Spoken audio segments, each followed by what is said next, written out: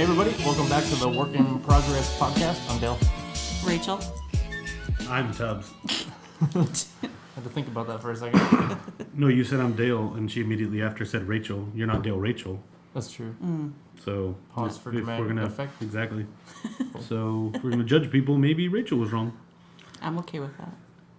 Yeah, I'm still trying to figure out what that is.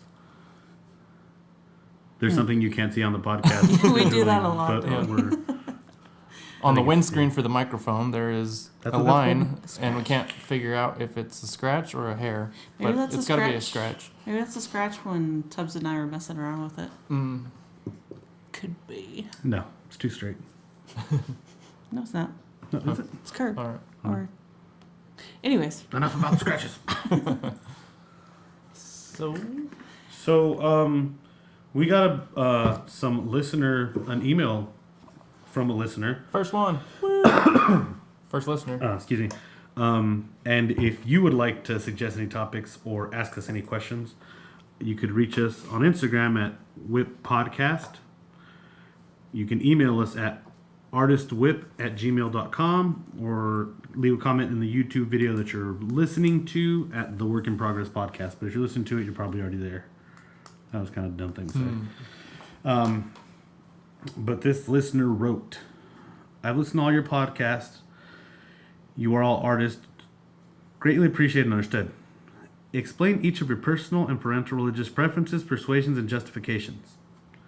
They preferred us not to share their identity, but that's a pretty deep question. We will call them Anon. Anon. Anon 1. Huh. So I guess the question is, explain each of your personal and parental religious preferences, persuasions, and justifications.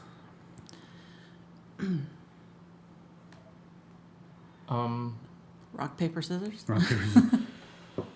I think I want to listen to you guys answer first so I can I was going understand to the tell question. you guys that. You guys go ahead and then I'll go first. I sort of get it, but Well, I can answer it if I'm wrong. okay. That person can write Okay. back and tell me I'm wrong. You're not good at that. Yeah, you're not good at explaining stuff. My personal religious preference is I am atheist. My mom is Christian. I don't necessarily understand persuasions. I might say I lean more Christian because it's been what historically I've been. I mean, Has there been any outside sources that have persuaded you towards your religious beliefs? That's what I'm guessing. Science. Yeah, so science. I mean, for a while, because I didn't go to church up until probably my mid-teens, pretty religiously. Pun intended. No, That happened. dad jokes. I don't think Dad that's even a jokes. pun. I went to church People go to religiously, church religiously, yeah. but also I went. That's where it came from.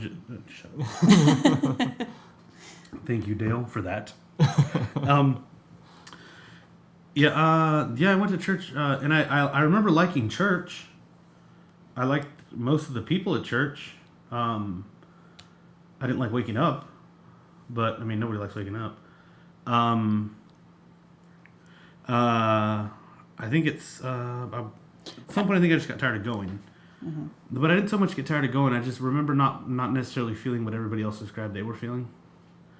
And I thought, well, I'm screwed because I'm not feeling the way everybody else feels about this and how it's just great. You're filled with the love and all. I'm not trying to put anybody's religion down. If you're Christian, I mean, This is just you. me personally, I didn't feel what everybody said they felt, and sometimes I didn't think they believed it either, because some of the people that went there weren't exactly what you would consider to be good Christians.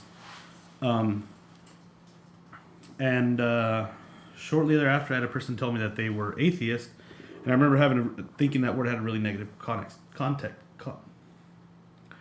negative context to it. And the more I kind of learned about it, and the more research I did, I realized it was, if there is a God, there's not enough proof that I believe it. Beyond proof, where people give you proof and then say you have to have faith, well, that's not proof. That's something that happened that you're trying to tell me to believe something else caused it to happen. I think actually a book I read by Penn Jillette really describe how I felt, because I used to say agnostic for a long time, which just mean if there is a God, cool. If there's not, I don't believe it. Now I don't believe it is. And then some people, when you ask them, this is again the jumbled thoughts in my head right now. Sometimes people will say, well, I don't know if there's one, but I definitely believe in it, which kind of doesn't make sense, because you're not sure if there is one, but you believe if there is, I'll throw my dart at it, kind of thing. And the justification, there's no real justification for it. I mean, I didn't like getting attacked by people that were religious. And the sad thing is, they weren't even from my church. I mean, like I said, my mom's Christian. And my mom had had a conversation with it, and being Christian, she doesn't agree with it. She doesn't hate me, though. But I mean, I don't know if I know how to answer that correctly. Are you when you say atheist, because sometimes I wonder when people say that they're atheists, because at one point I was, but when I said I was, it was because I didn't believe in the organized religion itself. I believed in other things, so, but I didn't have the verbiage to explain what I believed in at that time, so I just said I'm atheist, not to say that that's what you're doing, but so do you think you're more anti organized traditional? I don't think organized religion's done good for a lot.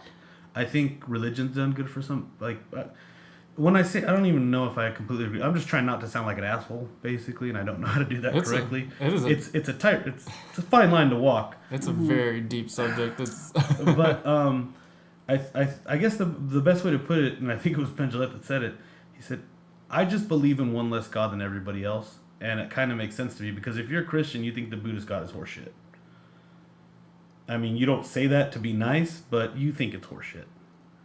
And if you're Buddhist, you're like, these idiots are worshiping a God that's full of shit. I believe in one less God than both of those people. I believe there's no God like Christians believe there's no Buddhist God. Like Muslims believe there's no God. Or the Eastern, that's how I believe there's no God. So if you had a version of the God that you believed in, like what would it be? That I used to believe in? No, if God came down and said, "Hey, I'm right here," like what would be your version of God? I don't know if that's a hypothetical I could answer. I don't. Because everybody has their version of God, what God is, who God is, like what you're supposed to do and everything. And even everybody, a church full of people, every single one of those people in that church has their own mental picture of who God is. Yeah, so who would God be to you if you had proof? I think the world's fucked up enough to there wouldn't be one that made sense to me. To not make it as graphic as I've described it to Dale when we've been talking about it. Not that we talk graphically about religion, but yeah, we do kind of do. But it's the world's really fucked up, and if you're omnipotent, all powerful, and you know everything that happens is your fault. I don't know that I'd be okay with that. That's the issue. Is that there have been people who say, well, and that's another kind of issue I have with some people that join religion that say, well, it's not my fault, it was a devil. That's a scapegoat. That's not. You can take personal responsibility, because everybody makes mistakes. The world is full of people that make mistakes. Everybody makes mistakes. Some people's are more severe than others. I mean, in different countries, we have different laws to kind of mitigate people from making those mistakes repeatedly. But regardless of the mistake, you did it. I think you did it. I mean, barring the fact that there are people that actually have mental illnesses that cause them to think a certain way, I think you should take personal responsibility for your choices. Because I've made horrible mistakes, and I mean, hopefully I've apologized to the people I have done crappy stuff to, but that was me that did them. That wasn't any lesser version of me. That was me. So to say, well, nature being as messed up as it is, just nature as a whole, and then applying that to humans and saying, I don't know how to describe it.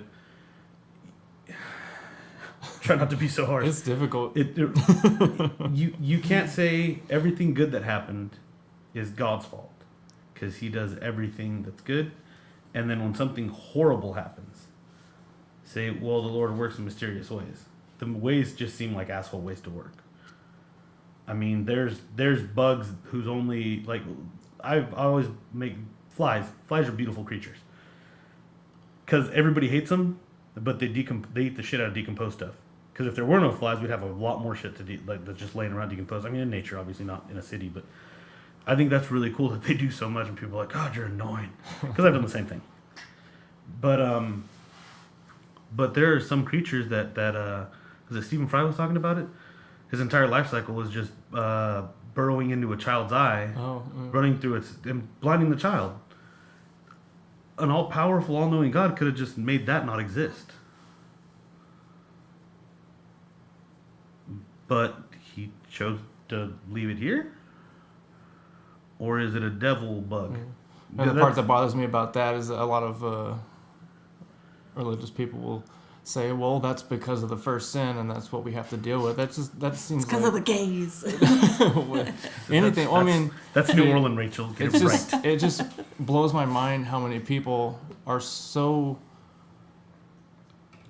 I guess you can even say happy to accept the idea that everything that goes wrong in their life, or everything that is just a natural discomfort in life, is because Adam and Eve sinned, and they just live with that. Like, well, they'll just pay for it, and that doesn't make sense to me. Also, the way heaven's described is there's no good description of heaven anywhere. Yeah. But there are amazing descriptions of hell everywhere. Because basically they're saying, you don't even know how great this pleasure is going to be, but let me describe hell as everything you already know to be pain. Fire and brimstone, ripping your flesh off, all this stuff. I'm like, kind of seems like maybe you can't figure out a way to make the other one sound better. Muslims did a good 40 versions, but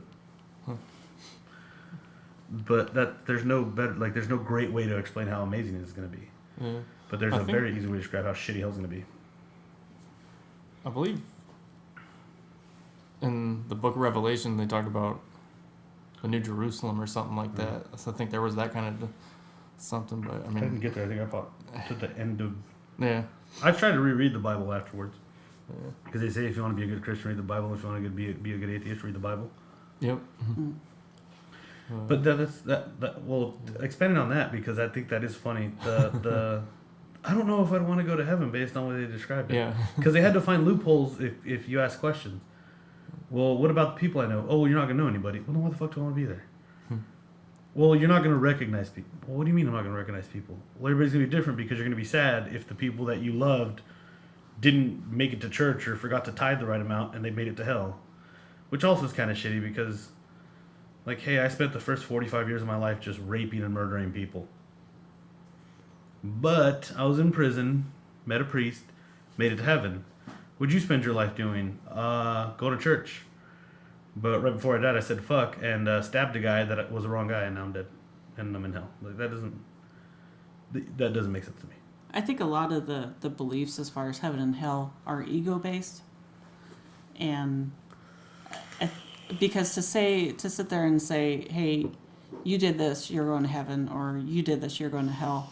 Like, really, what right do you have to say that? You're just another human like me. So when somebody makes the judgments like that, to me, that's very ego based. It's also fear based. But I don't agree with a lot of the organized religions in the sense of they know exactly what heaven is. They know exactly what hell is. I don't agree with that. I think, to me, hell is basically your own mind. Like, you can make your own hell. I thought the beautifulest description of hell, that, like, honestly was the most amazing description that anybody could ever have given me, and I think when you hear this you're going to be like, that's heavy, is somebody said hell is you replaying your life with everything you could have done. Yeah. And I was like, that sucks. So bad. I think hell is kind of like to me, hell is negative emotions and heaven is positive emotions. A way of explaining it. Like, if you sit there and you relive your life, like of regrets and stuff like that. That's a negative emotion because you're sitting there thinking like, oh, I should have done this. I should have said this, or I should have done that. That's a negative emotion because there's nothing positive that comes from that, unless you can sit there, recognize what you're doing, and turn it around into something positive, and love yourself more. But hell is what you make of your life in a negative way. I don't believe that there's actually a spiritual hell, like the Bible says. I just don't believe in that. See, since I don't believe anything happens when you die, and that's what I think makes life beautiful. And that's one of the things that when I talked to my mom about it, which was a very hard conversation to have with my mom, it was a very hard conversation to have with my mom together. When I talked to her about it, I told her I think we can enjoy how awesome life is now, because people go through all kinds of terrible stuff and they come out of it, and people are amazing themselves. That's one of the conversations. In the conversation, one of the things I told her, people in church were amazing people. They were great people that went to church. There are great people that don't go to church. I think people are people. The building they're in doesn't change the person, because they choose to be that way. I know a ton of people that are religious that are amazing people. I know a ton of people that are atheists. Not a ton of people. I know quite a few people that are atheists that are amazing people. I don't think it's that's why the religion thing. I talk about it sometimes, but I don't talk about it too much because people are people. What they choose to believe is their own prerogative. If they try to tell me to act away because they believe it, that's a different story. But most of the people I've known are very respectful of, like, oh, okay, I haven't gone too many. Oh, that's the case. Because I think most people are pretty good. Most religious people, like pretty heavily, like especially Catholic people I know, are pretty good people. They're in some cases great people, and they're like, oh, you're atheist. And part of me feels like they're like, you're going to hell. I don't know. Maybe I'm just too cynical, but I think given the chance, even a lot of the people that you would meet at church that seem like really good people would still make the wrong choice given the chance. Right, wrong choice. In what respect? Well, you're saying that they're basically good people, or they're all pretty good people. No, I didn't say they all were. I said okay. a lot of them were. Okay. Because there was a couple of shitbags that I was like, there are some people, I've described this to Dale before. There are some people that are good people that go to church, and there are some people that think they're good people because they go to church. Mm-hmm. And the latter annoys me. But people are people. I don't mean people are great or all people. Yeah. People overall are people. Yeah. You're gonna find the same kind of people in a church as you're gonna find in a bar. There's gonna be people that are just there to have a good time, and people that are there to fuck other people's day up, and people that are there because they have a chip on their shoulder. Mm-hmm. Church Peeler Barstool. That's a song by Jason Aldean. But yeah, no. As far as religion, I am atheist. My mom is Christian. I haven't talked to my sisters about it. So my family, I guess, I would say lean Christian. Persuasions, atheist, and also like the answers. If you don't know something, you don't know. I remember asking my pastor some stuff, and his answer was have faith, which I appreciated a lot more than, the Lord works mysterious ways, or just kind of figure you this is what I assume happened. It wasn't a fake answer. It was have faith, because I don't know. And I like the cleanness of I don't know, because you don't know. Because if we did know, we would. And that's why, like, sometimes even people that do go to church, I'm like, do you really believe? Because I don't think you believe. Because I know you, and I've seen the stuff you do. It doesn't seem like if you believed you kept doing that, you were going to hell, you'd keep doing it. I feel like you'd stop at some point. So, and those are my persuasions. And what was the last one? The last word? Justifications. Well, I guess that was a justification too. If I don't know the answer to something, I don't know, and I'm okay with not knowing. Filling a void for the purpose of filling a void is I don't want to do. What happens after we die? Nobody knows. For now, all we know is that you die and that you cease to exist. whatever people add on to that's their own personal choice. I don't believe anything happens after that. I think we die. And I think that's kind of beautiful, because if we kept living, that might be kind of shitty. Chocolate tastes good because you're going to die. No, that's the truth. Chocolate tastes good because one day you're going to die. You're not going to be able to taste chocolate anymore. So instead of trying to plant seeds for some type of heaven in the future, I'd rather just the people I meet that I enjoy, I try to make their day a little better by smiling, or in some people's cases being an asshole to them because it makes them laugh. And try not to be a dick. I'm trying not to be an asshole, I should say. A complete asshole. A real asshole. But I mean, mistakes. We're all going to make mistakes. We're all working on ourselves. Nobody has a playbook from beginning to end and figures it out. That's one of the cool things I realize about becoming an adult is everybody figures it out as they go. There's no ABC rule list.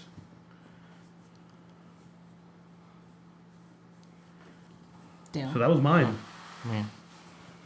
This is. Sorry it took so long. This is, I didn't want to make anybody sound shitty. Oh, no. What do you mean sound shitty? Well, I didn't want to make religion sound shitty. I don't agree with religion in a lot of ways, but It's your opinion. it's my opinion. You Don't have hate to- me. It's definitely a very deep and serious subject. I need your love. But, I don't know. I definitely don't belong to any religions, that's for sure. And but like Tubbs, I grew up going to church and a Christian church and stuff like that, and I just growing up in it, I never felt what everybody else said they did. I always felt separate from it. Felt like I was observing, and even as a kid or teenager, I tried to be a part of it, but I just never felt the same way. So I wouldn't say that I had proof that they're all.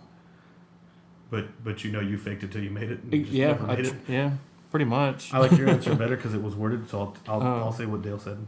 But I mean, I've always, with my artwork, I've always been into monsters and everything. So so many times people tell me that I like evil things and everything. I have to stop drawing the pictures I draw and liking the kind of movies I like because it's evil and I need to repent. And While you were in church? oh yeah, That's awesome.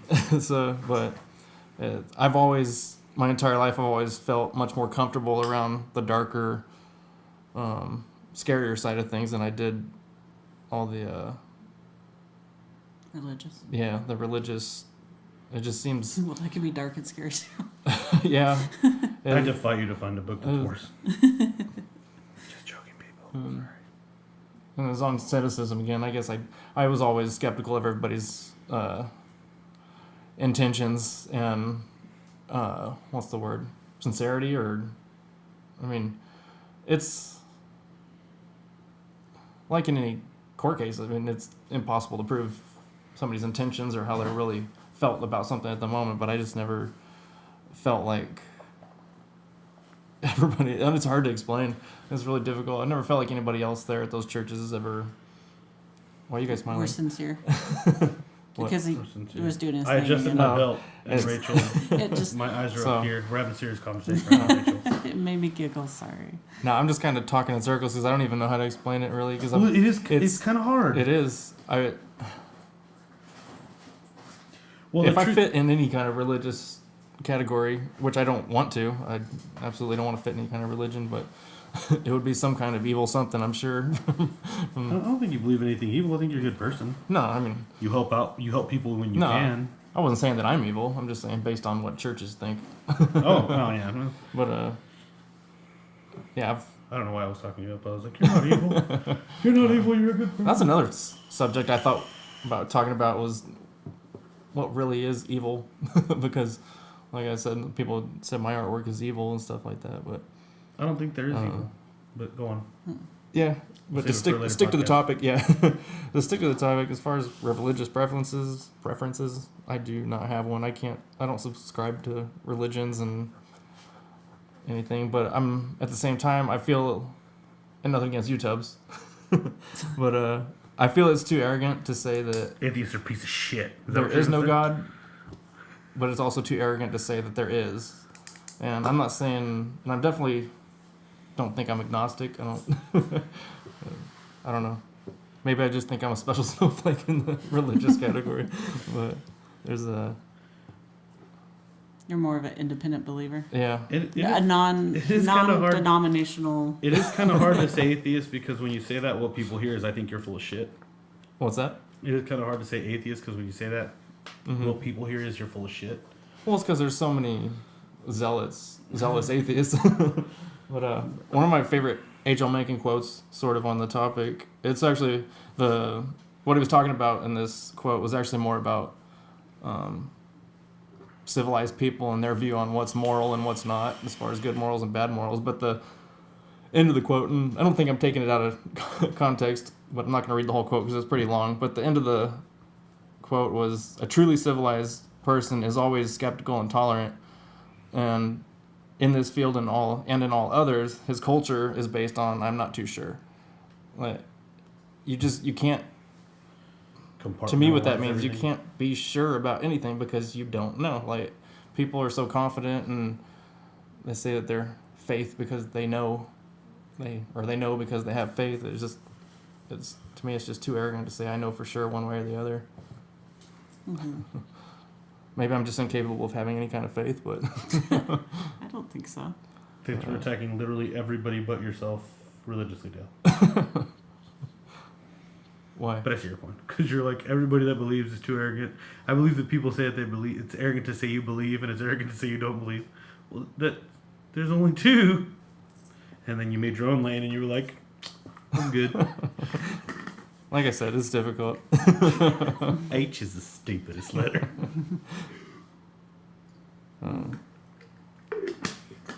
don't know. Yeah, it's hard. It's hard. There's a lot of stuttering and a lot of backpedaling on my part. Oh, same here. Then that's part of admitting that you're not sure. In my I'm opinion, okay with not sure, but not yeah. sure and saying I have faith. I don't know that there is. Yeah. At this point, there's no proof that there is. I'm comfortable saying there isn't. Yeah. That's where I'm at. So that's why I say atheist. Yeah. I don't believe in it. The belief is where I get the atheist from. I don't know why I'm justifying it to you, but the belief is where I get the atheist from. I don't believe it. So if I ramble on for a couple hours, I'd be able to get it all out. But there's write an essay. Yeah, and right. We'll read it on the air. There's just so many avenues that the whole topic can go. That is. Rachel's making fun of me. No, it reminded me of something that we were talking about at work. Remember the book report thing? Oh. Anyways, sorry. Rachel? Or did you have more to... Sorry. I don't even know how to explain it. Well, you said... Basically... So I assume your family's religious because you're... Yeah. Okay. Yeah. But basically to every church-going person, I'm evil. I don't hate you church people. You can do Dale's evil. See how Rachel feels about you here in a second. I think you're a good person, Dale. Okay. I can't remember the church we went to when I was growing up. I think it was more non-denominational. If you can't tell, we're in America. We all went to Christian churches growing up. Non-denominational. That's pretty funny. I can't remember how many years I went because I was pretty young, but there was a point where we just stopped going, and this is gonna be kind of a little dig on my town, but I'm okay with that. I was not baptized. My sister Kim was not baptized. My older sister Lisa was baptized. So just to give you a little quick story on future things I'm going to go into, I want to give you that little tidbit. So I didn't understand why we stopped going. I just thought, oh well, we just don't go. That's what we do. That's what we do there, and so I didn't find out until later on why we stopped going. The pastor or the preacher, whatever, of that church was a female, and she didn't say he when she referred to God. She would say he or she. And so the town folk. How dare that pastor? I didn't. Yeah, the town folk of my Burned her at the stake? Emotionally, yes, Oh, pretty really? much, yeah. She's a witch. They didn't take too kindly of her use of the word. Your kid can't play with my kids. So awesome. So what happened was they pretty much made it a living hell for her, and she just basically eventually said, "Fuck it, I'm out." Well, she didn't say "fuck it" because she's religious. I'm pretty. She found another town to go to that appreciated her, that didn't care, and which was pretty interesting because she went to another small town. And she stayed there for a number of years. She went to South Texas in search for religious. No, it was another town in freedom. Montana, and but for some reason, people in my town, the popular people in my town, didn't appreciate that. So, so my parents were like, "No, you guys are fucking wrong. You guys, we're done. We're not going to church anymore." It's not. They didn't stop believing in what they believe. They, they do believe in God, but I never really latched on to the idea of like, oh my gosh, we must go to church. I had one of my best friends growing up. She was Mormon, and whenever I went to go stay the night on Sundays, we'd wake up and I would go to church with them. It was kind of like so I was exposed to the Mormon aspect of it, which was pretty interesting in itself. But but once again, I didn't feel the Holy Ghost come and inspire me to keep going to church and keep believing in that. I started years later. Once I got into college, one of my roommates, she went to a church group in college called Chi Alpha. Chi Alpha, yeah. What's that? Was the deal there? It's no, I don't know why, because it's a Christian definitely. thing. I don't know why I looked at you, right? Oh. Chi Alpha. Why don't you look at me? We all have this. Wow. So they, her and her friends try to get me to go to the little church meetings on certain nights, and I was like, and I would told them like, no, I'm atheist. I'm not gonna go. And they're like, come on. I was like, you know what? Fine, let's go. I want to see what your little meetings are about. So the story that I'm about to tell you is fucking amazing. I'm never gonna forget this. So we're sitting in their little meeting, and then they started to have a little prayer group. And of course, me being atheist at that time, I just sat back and just watched everything play out. So I was listening to people pray. And this one girl started praying. She's like, please, God, help me get up on time so I can go to class. I was like, I almost want to say, shut the fuck up. Shut the fuck up. I've actually heard you're that prayer fucking before. lazy. God's shaking his head right now because you're fucking lazy. I'm like, you need to pray to God for you to wake up to your fucking alarm. People are starving. We're fighting wars right now. Yeah, and you can't. That's what you're on? You can't get your ass up to go to fucking to go to class. I'm like, holy shit, this is what, okay. All right, I'm done. I'm done with you guys. And I was trying not to laugh too loud. I was giggling, So after that, I was like, no, I'm never going to go again. You guys, no, I'm sorry. So throughout In her defense, basically they tell you to pray for everything, so. for laziness, your own laziness. That's not laziness. I have a problem waking up, Rachel. Isn't laziness one of Is the that my way seven of- deadly sins? Is that me projecting? Maybe I prayed to wake up on time a couple times when I was religious? Yeah, all the fucking time. But you're atheist, so. What now? At the time, I was like, God's listening. I'm going to get up tomorrow. Fuck, I'm late for work. So after my freshman year of college, You woke up late, you went to church so you started going to school on time? I started looking into Buddhism. And everything that I learned from that, well, I wouldn't say everything, because I didn't learn a lot, but I learned the basics of it. It made sense to me because Buddhism is a philosophy, it's not a religion. So it's very much like, hey, look within yourself for your own problems, basically, because you are the creator of your own life. And so that spoke more to me than the traditional religious beliefs. And then as time went on, I still, there are things about the Buddhist philosophy that I agree with, because I am very much take responsibility for your own choices, because I mean you're the one that's doing it. But in a God sense, I do believe that there is a higher power. I don't, to help describe to people, I will use the term God, but I don't necessarily agree with that term. But I just thought you were gonna say because he or she.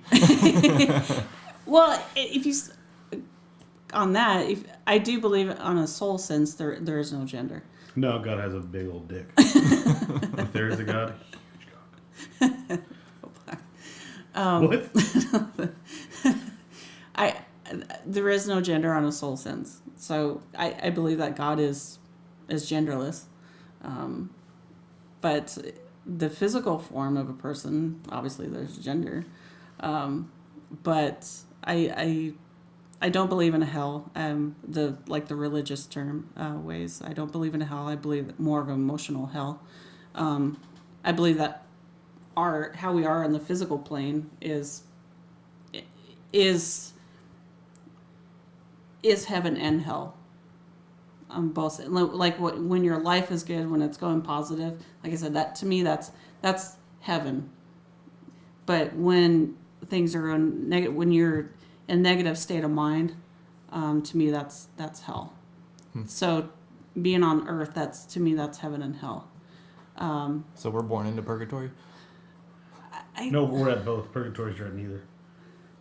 We're at reverse purgatory. Oh, okay. What's reverse purgatory? I don't know. Somebody Google that. I would think. No, I would think. I kind of. I don't agree. Not with you, but with the yes, this is good or do good things. The churches say do good things because it brings good fortune. I don't think it's really. I don't know how to say this so it doesn't sound shitty. I think you should do good things because doing good things feels good. When you help somebody, it feels good to help somebody. It feels good to be useful, in my opinion. It feels good to be useful. It feels good to if you can help somebody, to be able to help them. Like I made the joke. I can't remember which movie I was talking about. I was like, altruism's selfish because it feels really good to help people. If you're doing shit that makes you feel bad, stop doing that shit. And I think using the excuse, I do good things because I want to get into heaven one day, is fucking horrible. Because you're investing. You're basically getting bonds in happiness. And why would you do that? Just be happy. You're already here, and this is the only life you're going to know of. Because if heaven is something completely different and it's never unexplainable, it's everything else under the sun, it isn't. You're not going to know then, but you know now, and you can be good and be happy now. That's another weird thing I thought about, the way they describe heaven as being eternal. You go to heaven and it's eternal life of happiness. It's like judging an adult for what he did when he was 5 months old. If you look at eternity and the fact that you only live roughly about 80 years, 90 years, however long, let's say it's 115, 120 years. So many 125 years have passed since the Bible was written, since before that. So the people then, compared to now, like, you get what I'm saying? Like, you're getting judged in eternity for 150 years of your life. That seems like a shitty thing to do. So I think you should just be... That was me going off on a tangent again. I think you should... life is here and it's now. And you can be happy and you can help people. Or you can make mistakes and you can learn from those mistakes. But not learning from them and blaming somebody else for doing them. Both the bad and the good. Because I use negative examples, but some people do it with the good. Well, God gave me the ability to help this person. Or this deity gave me the ability to do this. No, you worked that hard to get to that point. You did that. You can be happy that you did that. And when you mess up, it'll be you that messed up. And you can fix it, or you can't fix it. The world's not perfect. But I think you could be good in the world. Like we were talking about before, you bring yourself everywhere you go. That's you. I believe that the purpose, this is my personal belief, that the purpose of life is to figure out what makes you happy. And because I believe that in the spiritual realm that this higher power, or this, as society labels it as heaven, where all the souls go, to a good place, whatever. I think that place where all the souls go, I think that place is eternal happiness and eternal unconditional love. I do not believe that there's any judging that goes on up there. I do not believe that. I believe that our souls are, in a societal term, like perfect. They are perfect. I believe that our minds are the ones that is pretty much the game of heaven and hell. Our souls are always in a positive, loving state of being.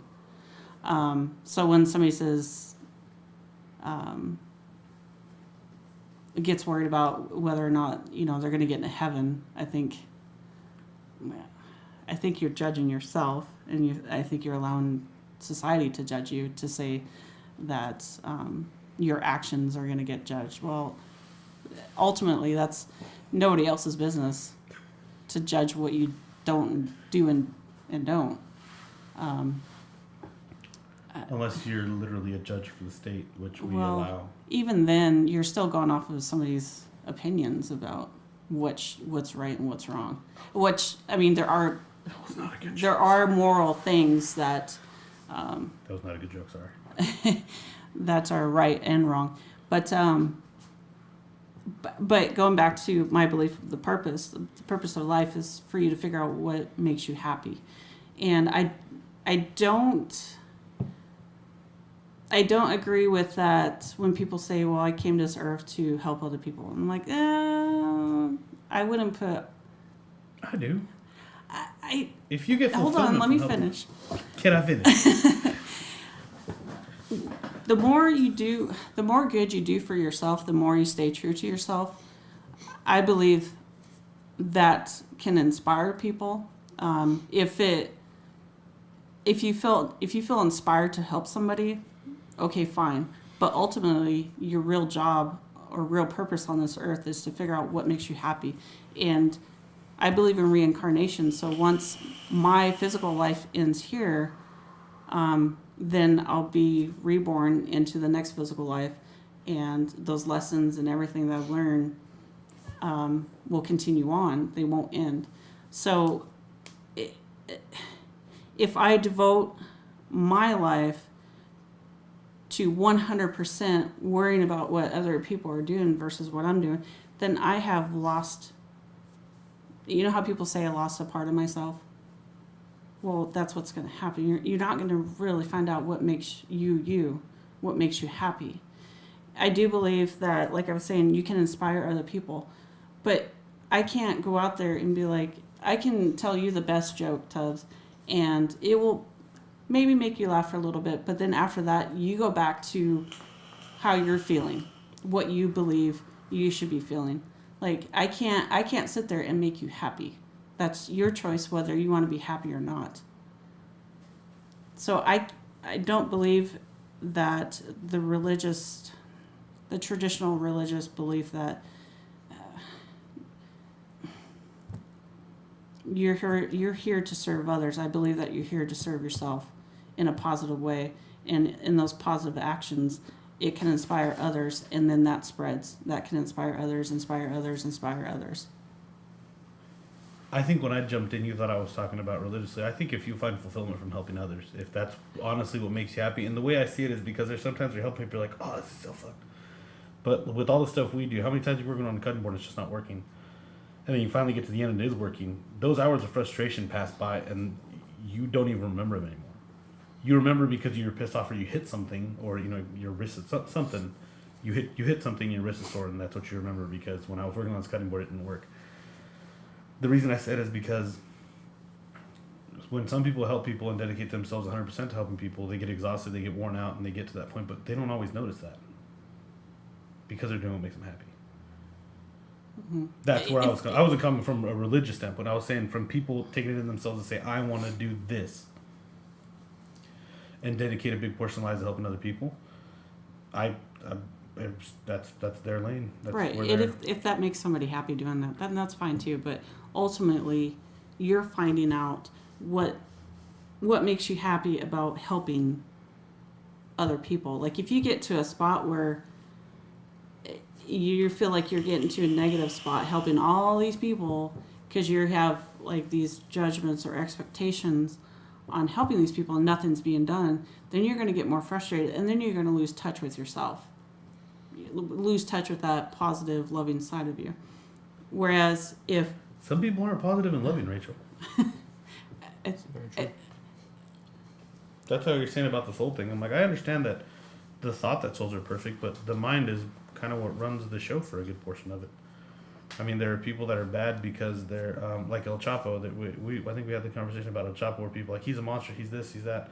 I'm not saying he was a great guy. He did pretty horrible things. He also started doing what he was doing when in his formative years, when his mind was molding to what he was going to be as an adult, he was a child. I mean, I was watching a documentary on a group of people, and it's not like some indigenous people. It's like people that live where it's really cold all the time. They're constantly around death because people go out and it starts to snow and people die. And they don't treat death anything like we treat death. We separate ourselves from death, like exaggerationally, like push ourselves away from death. And like when we talk about death to kids, we're like, oh, they're with God now. They're wherever the hell they are now. And they were saying it was interesting because it was, I want to say Scandinavia, but I could be wrong. But it was up, Iceland, something like Greenland rather, something like that, where it's always really cold. And they were talking about death, and like they were saying, the person doing the documentary and the voiceover was saying, it's strange because the kids know people are dead. They have solemn looks on their faces. They're not playing around.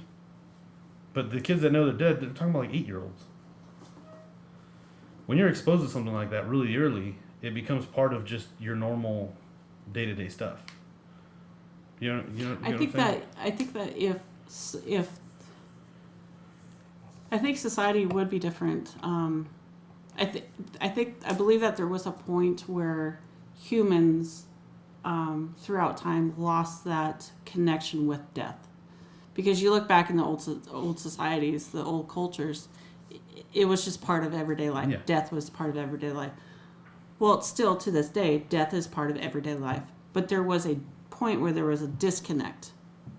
And society nowadays, when somebody dies, not to say it's not a sad thing, but death happens every day. People die. What was that meme that I saw? 10 out of 10 people are going to die. Yeah. So when somebody dies, it's kind of like a surprise. It's like, oh, I mean, prime example, celebrities. When they die, oh my God. Society is like mourning and Facebook gets lit up and all this bullshit. And it's like... Who thought this 85-year-old man with heart problems wasn't going to make it? Yeah, what point did you honestly believe that this person was going to live forever? What point, like... Death does not surprise me on a personal level. It does not surprise me because I don't believe, because to me it's a physical death. And then you pull out a knife and stab both of us. No. See? Oh, I like you It's guys. easy. It's easy. So when I see a physical death, I'm like, okay, of course you're not going to have that person physically around, but because of my spiritual beliefs, I believe that they're spiritually, they're always around in a soul way. There's more of a deeper explanation on that, on my belief, but it's part of everyday life, but it's not being taught. It's not, especially in religion, it's not I wouldn't say it's a something that they touch upon more than just judging people. I think that if it was more of like everyday thing that happens, then society would be different. They would view death in a different way. That kind of circles back to what I was saying, though, is that those kids are used to seeing death from a very young age, so that's how they react to it. And in many of those ways, like El Chapo, that's what we were talking about when we got to the death subject. El Chapo was around that when he was younger, so it became everyday to him. Stuff becomes everyday to people, and they might do everyday actions that make them very shitty people. There's no doubt about that. But to him, he wasn't shitty. Well, I don't know. Yeah, that's what I'm saying. Like, Everybody to him, has he doesn't know their he own was shitty. definition of what makes it a horrible person. And when people are crap, I missed my point and I lost back when I was circling back because that's where I was going. But people are people. Some people do horrible things. That's what we're doing. We're talking about the separation of the soul and the mind. Could their soul have started out great? Yeah, but it's easier to be bad. It just is. It's funner on occasion. It just is to some people.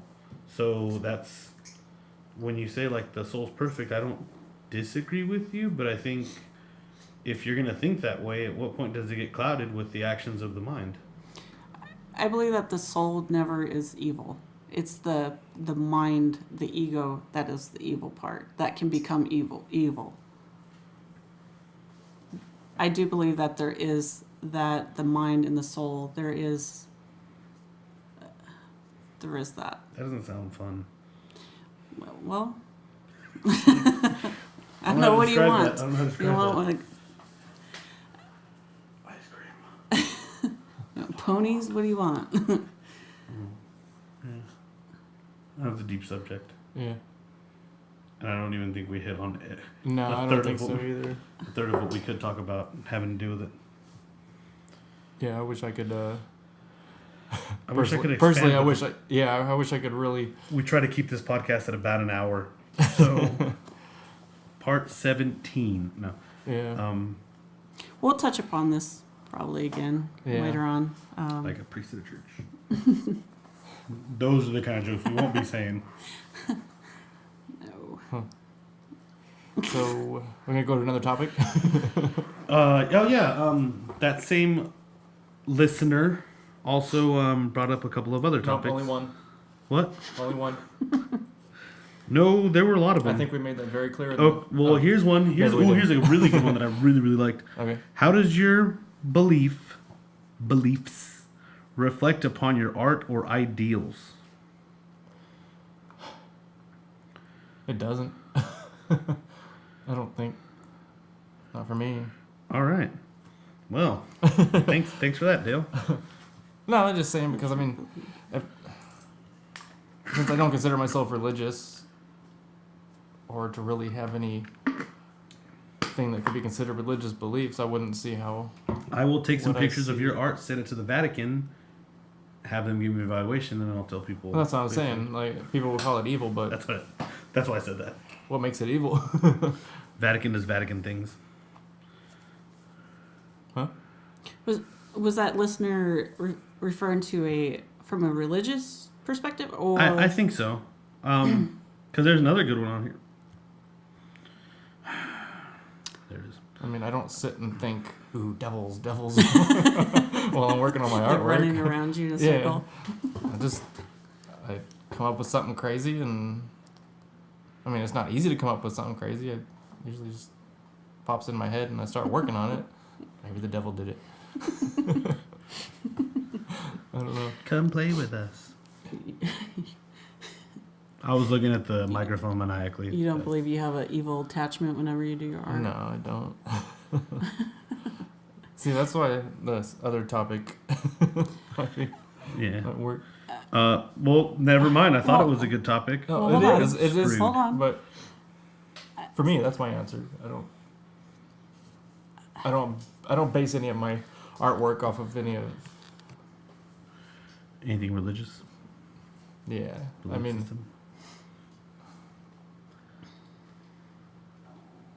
I may use some part of religion incorporated into the art, but I wouldn't say it was. It's not a you don't.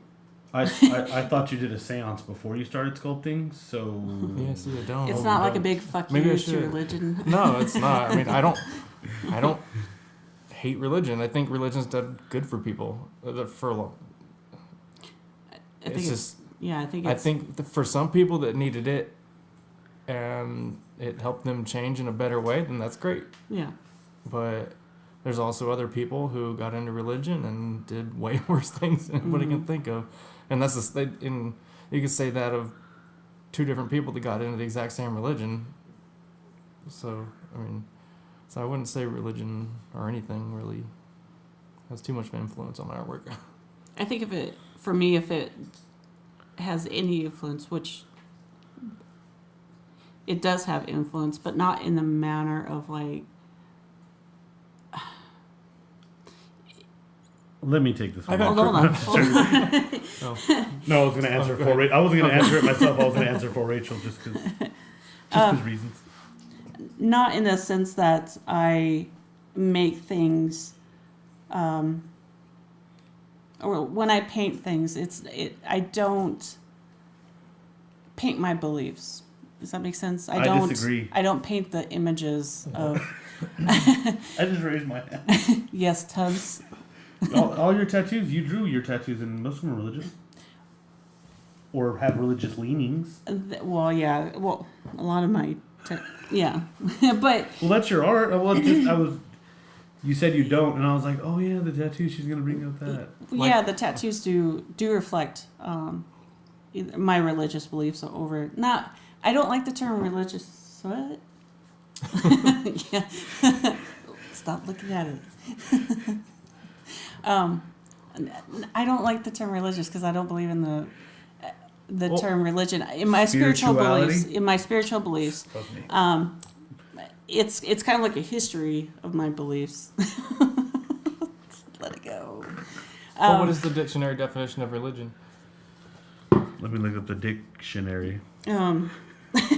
But how it does reflect is that I think in one of the podcasts I said that when I create, I'm not just doing it on my own. I believe that it's me and the spiritual world coming together and creating something.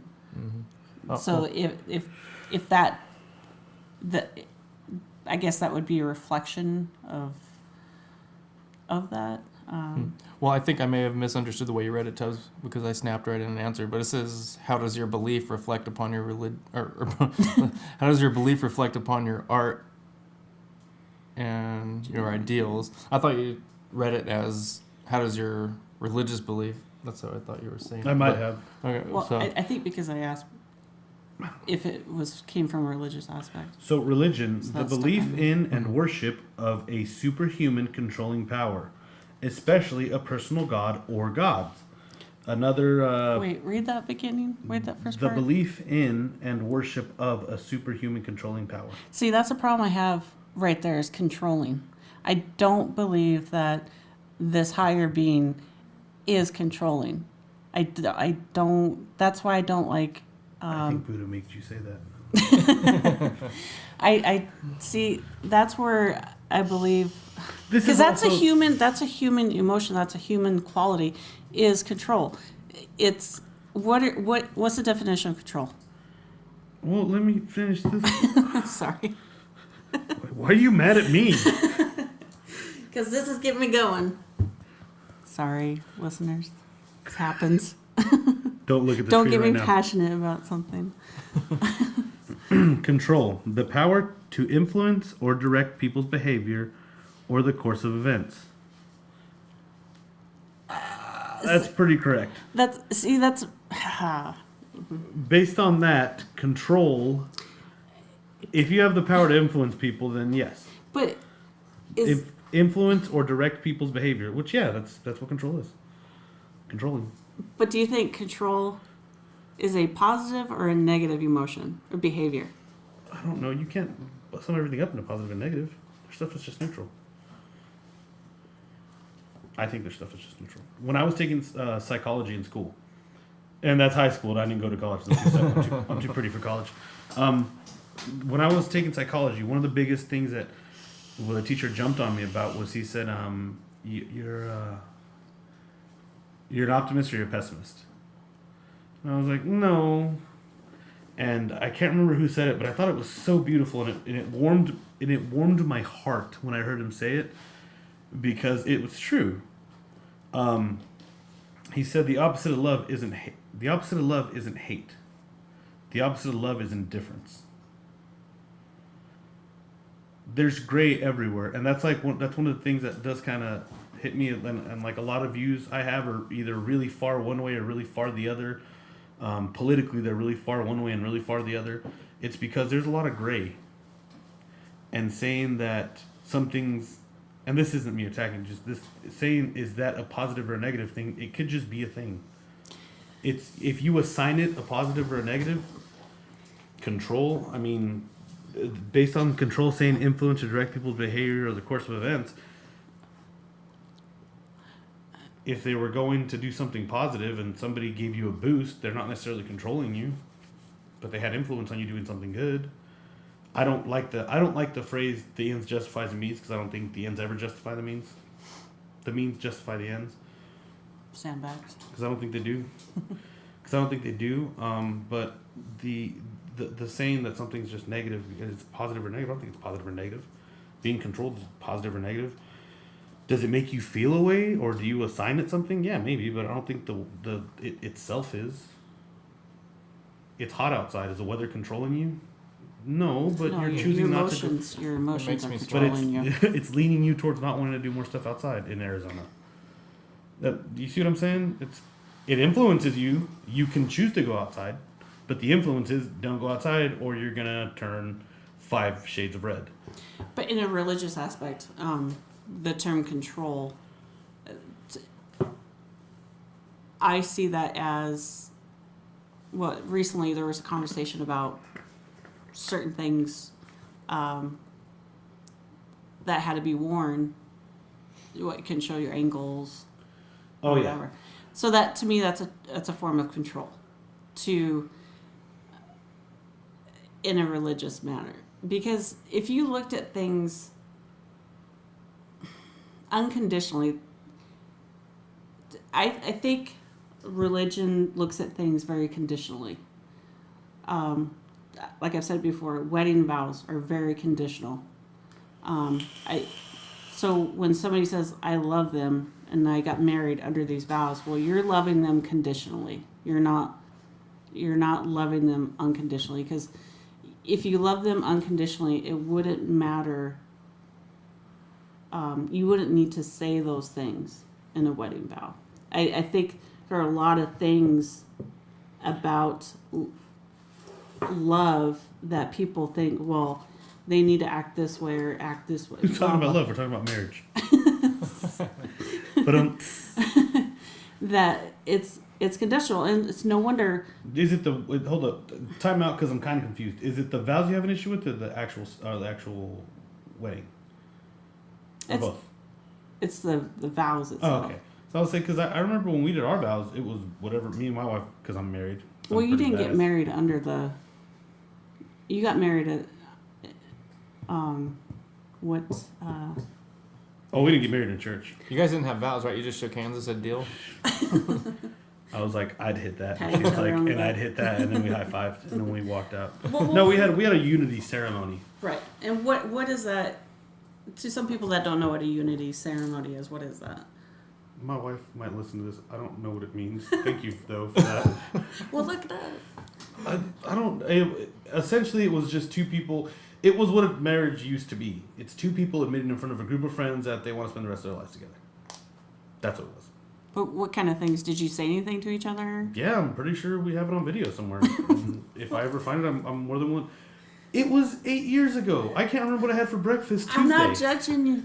I feel very jealous. I'm not. I'm just trying. When my wife whoops my ass, me and you are going to have this conversation again. Just so you know, that's coming up later. Well, like you said, that's how marriages used to be, right? No, it was just two people admitting that they loved each other in front of their... I can't remember who described this way to me, but it was two people saying they love each other in front of everybody, so they knew that they were married. They were together, basically. And that's what we do. Do you think it was more unconditional? The things that what you said to each other, the unity. More open. I guess I don't know what else. I'm not the same person I was 8 years ago. I think they. Yeah, it was very unconditional. I mean, why would you love somebody conditionally? That's what I'm saying. Like the wedding vows nowadays, they're very conditional. I haven't told the six adults that this part. Yeah, and Well, when you fucking die, you can't love people, Rachel. Sorry they have to put that one in there. Rude. But no, I do know what you're talking about, because some of them feel like you're signing a Verizon contract. yeah, exactly. If you take the covers on Tuesdays after you know I've had a long day, I will fucking leave your ass. Yeah. They weren't like that. They were very much just like, hey, we need a piece of paper that says we're married to each other, so let's just... And then, because initially it was very much me and my wife sat down and had a conversation about the things we didn't like out of relationships that we knew at the time. We weren't judging anybody, just like, hey, I don't want somebody that's going to do this, I don't want somebody to do this, back and forth for a while. And seriously, this happened in like a 4-hour conversation at a restaurant here in town. We just sat there and talked for a really long time about how we felt about each other. And then we just said, all right, cool, let's get married. And we planned the ceremony. We talked to a person that was Wiccan. Or his belief system is still Wiccan. And said since my family was Christian and I still had Christian leanings at the time, I didn't want to disrespect my wife, and I didn't want the Christian church to disrespect my wife. I didn't want my wife to disrespect our religion, so we decided to have a union ceremony, which there's no religion in. Mm-hmm. So, just a piece of paper. We had these candles we were going to light, and then we did the rope tying where we tied each other to each other. Mm-hmm. So I guess, yeah, that was kind of conditional, because the rope tying's like, hey, there's this knot here now, you guys can't let go. But for real, though, right after he was done tying the knot, we took it off. So it wasn't a good knot. He was not a Boy Scout. Well, to me, I still don't see that as a conditional thing, because you are uniting together. I mean, you are coming together. Yeah, no, see, But I don't but agree with that either. Why would two people, like, we're two people that choose to be together. Saying, like, two become one. No, two are two people that are together. Well, yeah, That's kind of how I feel. That is still kind of conditional. I was listening to an interview with, I think it was Sinbad, and he said that, and it made my heart smile, because he's like, why do people always say two became one? That's fucking subtraction. Why would you do that? Yeah. Why would you less? I think married you and not married you, the only difference, I mean, if there is at all a difference, should be, and my wife.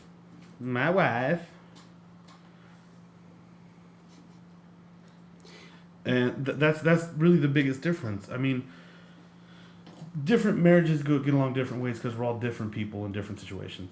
But, like, even when you say the condition thing, maybe some people like conditions. I don't know. I know. I veered high into the right with the marriage thing. So What were we talking about? actually, what we were talking about was We were talking about the term control and how does your belief reflect upon your art and ideals? Come back. sorry. Baby, come back. This time it was actually Rachel's fault. So. It was my fault, and I'm okay with that. Okay, Dale, can you bring us back? I don't know. I find that it's really hard for me to have an opinion without sounding like a complete asshole. No. Where the fuck were you at when I was digging myself out of the fucking atheist hole 10 minutes ago? I was being an Dale. asshole just listening. No, we love you unconditionally, Oh. so you be you. If I didn't have this mic... Oh, this is Tubbs' microphone. Never mind. Yeah, you're good. What were you going to say? Will we still be doing the podcast? I'm taking my ball and... Oh, it's a ball shaped. Oh. I'm taking my ball and leaving. Oh. No. You want to jump to the next topic? I wonder if some people are going to be listening to this with their I think head they- tilted to the side. I You think know, they like, stopped what already. Hey, if you're still listening, high five you. Yes. Please. Thank you for being with us through the rants. How did we get there from Well, how does your belief reflect upon your art and ideals? think I now know why this. Because you asked what religion. Oh, what yeah, the religious- dictionary definition. And then I heard the word control, And then- and my ears perked up, and I hate I that. think this I is don't what know. I'm trying to say this respectfully. Rachel lost her shit, and I think this is what I love about conversations more than anything, especially coming up with topics, is realizing what you're talking about 45 minutes down the road in the conversation and we're thinking about where it started. Like, holy cow. Well, we wanted this to be a reflection of our conversations, right? Yeah. Yeah, so here we go. yep. This is awesome. You wanna do one more by Yeah. the same person? Let's 'Cause do one we have more. a few of them. Just the next one in the row. Do an easy one. What makes you happy? Okay. when you get home, what do you listen to and why? I said an easy one. What do I listen to? Yes. I listen to my cat's meowing for food. Just a symphony of cats. Yes. That's a lot of cat. He's a big kitty. The cat that was laying on your chest a minute ago and you had a problem breathing? Yeah. Yes, that is a big cat. The breathing hairball. He's like, shh, shh. just stop. Just go quietly into that. Good night. So I'm guessing that's music, right? Is Is it? it? Is it? Okay, well then I guess I answered it. Kitties. Excuse me. Ow, sorry. I didn't mean to bark into the... I listen to my thoughts of saying that I should work out. Oh, Rachel's crazy. Yeah. Let me do what Rachel does with a question or a subject and just do whatever the fuck I want to do with it. In the morning, when I wake up, my alarm is set to Hold the Line by Toto because that's a podcast is to Pete Holmes. Pete Holmes' podcast. One of the first few episodes he was talking about it, and he said, I feel like that's a good song to wake up to. So as a joke, I set that as my ringtone. Not like a joke to anybody, just because I thought it'd be funny. And I listen to that when I wake up. And after the 17th time it plays, I get up and start playing a podcast. And usually I listen to a podcast on the way to work. And I listen to music on the way home. And then when I get home, I watch YouTube videos. That's why I said that whole thing, because really, driving time and places is usually when I listen to podcasts or music. But in the morning, I like listening to podcasts because it gets my head going. Yeah. And on the way home, I listen to music so I can sing along with it. Mostly Natalie and Bruglia and Sixpence None the Richer. What's funny? Nothing. Thought so. But yeah, I don't know. I used to listen to podcasts on the way home, but I'm like, because my job is super hard. No, it's not. Some days are hard. It's hot as shit outside. It is hard. Judge me. But yeah, that's how I do music. And then when I'm drinking with a buddy of mine, we have music while we talk, and then I get really drunk, and then I just keep turning the music up, and then you can't hear people talk, and then I just That bugs scream me. my lungs Listen to out. this. Listen to this part. Listen to this part. No, man. No. Feel the music. You pause the song. Listen. You're not. Well, one of the funny things I'm gonna start I it do, over. One of the funny things I do that I honestly apologize to people for is if I'm drinking and if I'm pretty lit and there's a song I like, I will pause the song and listen to a conversation. Like, you can play the song. I don't want to do both. I want to either listen to the song or listen to you talk, but that's a really good song. Yeah. If the music gets louder than the conversation, I'll either shut up or I'll have to turn it down because I can't stand loud music. Like the other day, I had to turn down the music because it was getting too loud. Oh, okay. Yeah. And but if I'm just sitting there listening to the music and there's not a lot of conversation going on, So you learn sign language. Mom. No, well, that's the thing though, is that it doesn't work really well in groups. But when I'm, me and Dale went out of town together for work. But we're listening to music over somewhere, and I'll start playing music, and I pause it, that's what I was like. Oh, we're gonna get along, because the song came on, and he paused it, and while I was talking, and I was like, oh, he wants to listen to the song, not my stupid ass talk the whole time. Yeah. So he played the song, I listened to the whole song, and he was like, oh, I'm sorry. I'm like, dude, I do that all the time. It's cool. And I do that with people like, no, I like this song. And yeah, I've heard it 1,000 times, but I don't want you to talk to 1001. So let's finish your part of the conversation. I'll listen to the song, and then in 3 minutes and 42 seconds, we'll get back to what we were talking about. Mm-hmm. But yeah, so I listen to music when I drinky poos. Mm-hmm. In the mornings, I try to listen to positive things to get my day started. I'll listen to things on YouTube, some of the channels that I follow, and then on the way home, I'll either listen to either a podcast or some other things I listen to on YouTube, or I'll listen to music. Depends on my mood, I guess, or where my mind is. And then when I get home, sometimes I'll just have Netflix, whatever's on Netflix, playing in the background, or I'll sit there and listen to it. But so it's I can't really say that I specifically do these things. It's all over the place. It just depending on my mood and how I'm feeling. Dale, are you gonna stick with cats meow? Well, when I get home on my workout days, I usually listen to some death metal, some Meshuggah, or I don't know, something heavy for my working out, and then The Carpenters. Yanni. That flute just gets me going. Or is that, he's the flute player, right? I don't know. Okay. He plays. I hope so. He plays Because a if variety. Yanni's flute gets you going, that means other things Oh. sometimes No, too. isn't it piano? Or... Is it? I don't Yeah, know. he does. I don't know. It's not like we have It's the smartphones and we hair. can Google it. It's the hair. I remember. Yeah, but it's a wide variety. Anything really, because I have so many different styles that I listen to, and then also The depending on person how I that sent feel. us the question said hi. He Hey, texted me. Anonymous. Hey, Anonymous 1. What up, Anon?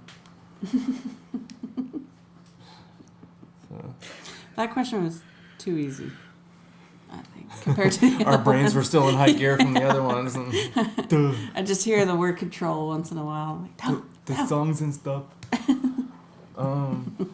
Anon. Huh? Oh. Artist Anonymous. Oh. Hey, Anon. Well, I think we've filled an hour. Yep, we filled an hour. We Actually, probably have more. some unanswered questions on some things, maybe, but We will I think definitely it- be touching on these subjects. it's Wayne definitely on. work in progress on those questions, I think. Yeah. Works in Progress Anonymous. Um, So you guys were talking and I was thinking of really funny There's- things in my head. Sorry. oh, sorry. It's for me personally. It's very difficult to answer these directly because there's so many different forks in the road that takes. I think people hear me. You're a leaf on the window. Yes. And that's nothing wrong with that.